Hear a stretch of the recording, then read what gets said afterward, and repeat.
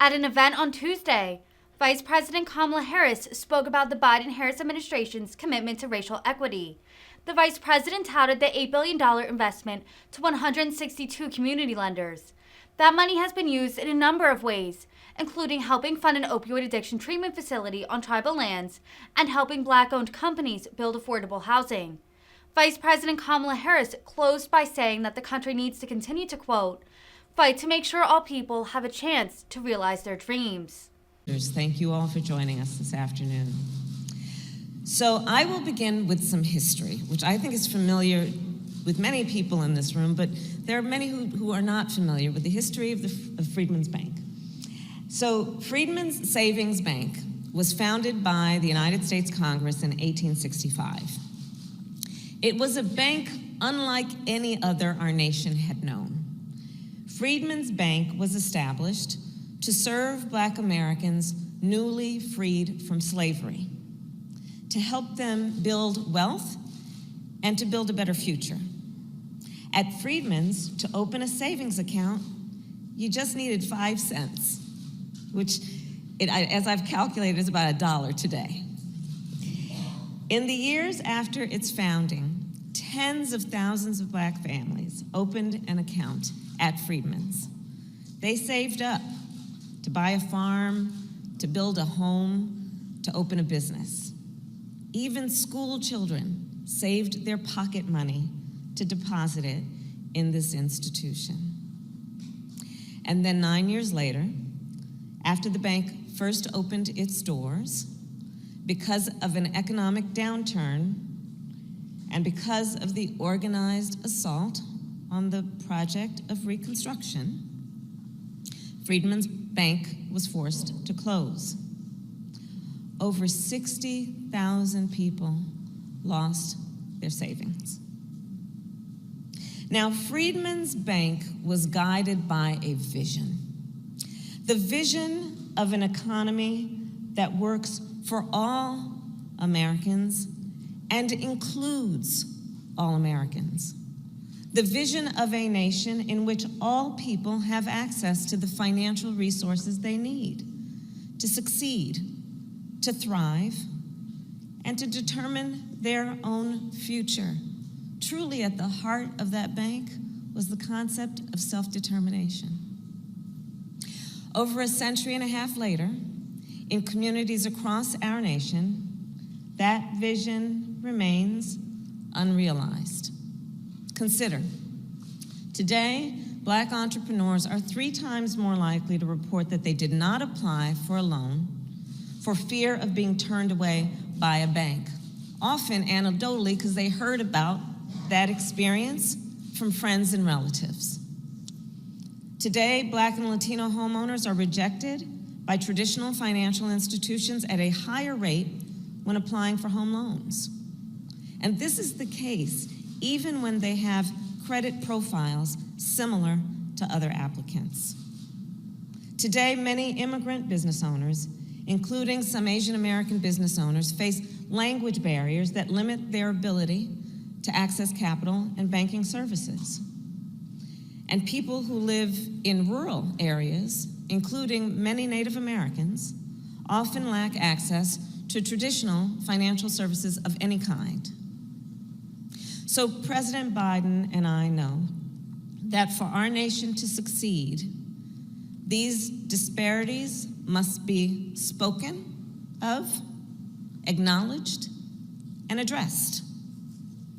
One of the last actions, as you heard Secretary Yellen mentioned, I took as a United States Senator was to team up with Leader Chuck Schumer and Senator Mark Warner and Senator Cory Booker and Chairwoman, Maxine Waters, to invest $12 billion in community lenders, which of course are financial institutions that predominantly do business in overlooked and underserved communities.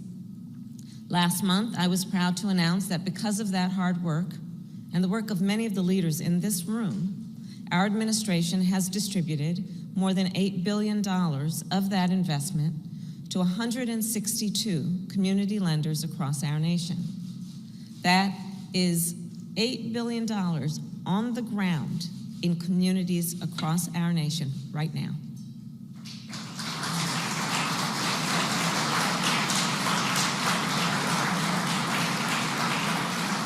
And I'll share with you some of the examples. In North Dakota, Native American Bank lent $10 million to help fund an opioid addiction treatment facility on tribal lands.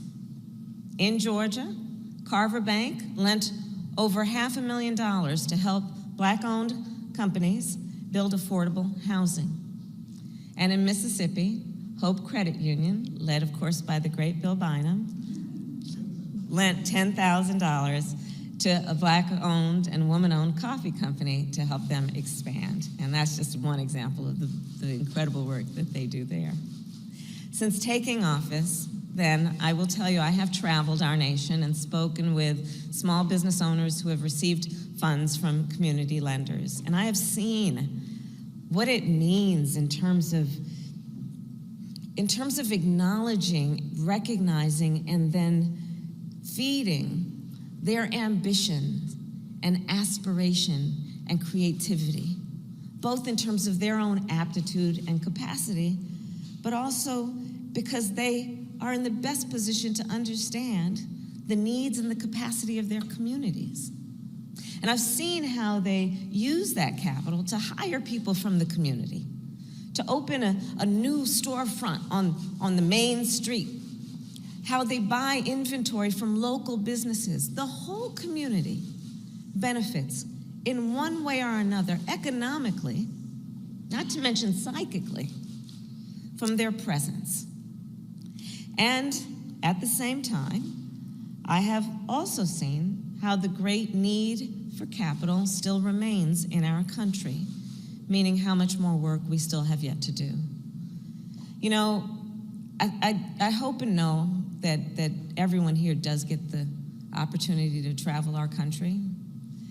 And from my travels, I will share with you, there are so many people in our country that have incredible dreams, fueled by their ambition, fueled by their aspiration, fueled by seeing what is possible, and then going for it.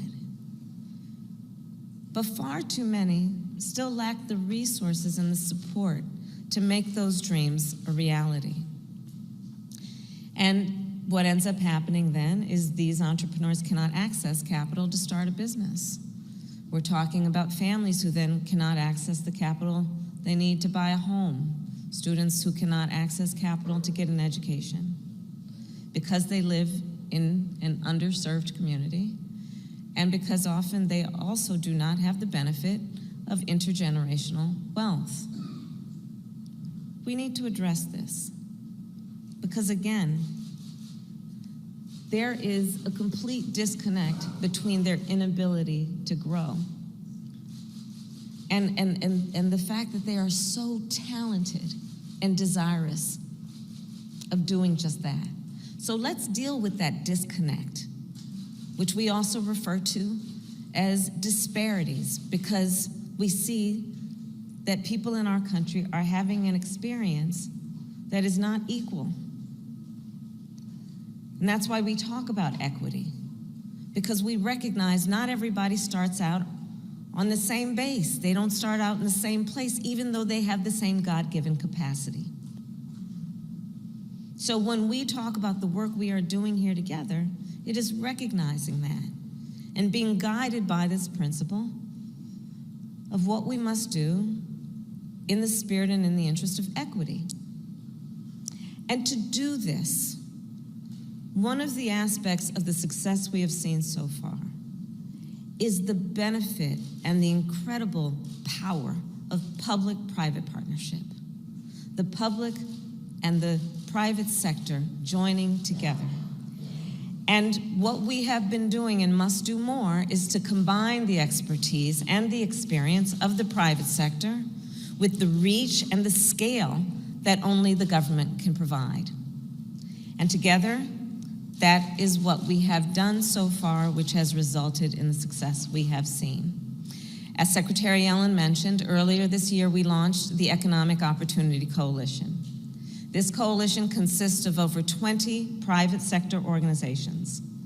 It includes technology companies, philanthropies, and some of the largest consumer banks and investment firms.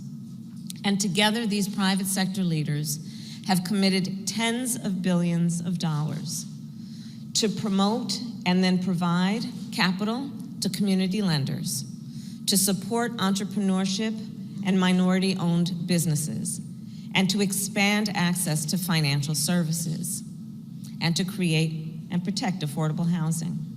And today, this coalition has committed more than $1 billion to community banks serving minority and rural communities. So all of our work thus far, we still have more to do, all of our work thus far, I believe, comes down to this. America is a nation driven by the ambition and aspiration of her people. And so let us continue to fight to make sure all people have a chance to realize their dreams and to determine their own future. Because when we do, we not only advance economic justice, we strengthen our economy as a whole, creating prosperity and opportunity for all. Together, we here know we have the ability and the responsibility and the duty, dare I say, to realize the vision of Freedmen's Bank. And that is what we have gathered here to do. So thank you all so very much for your vision, for your commitment, and your work. Thank you.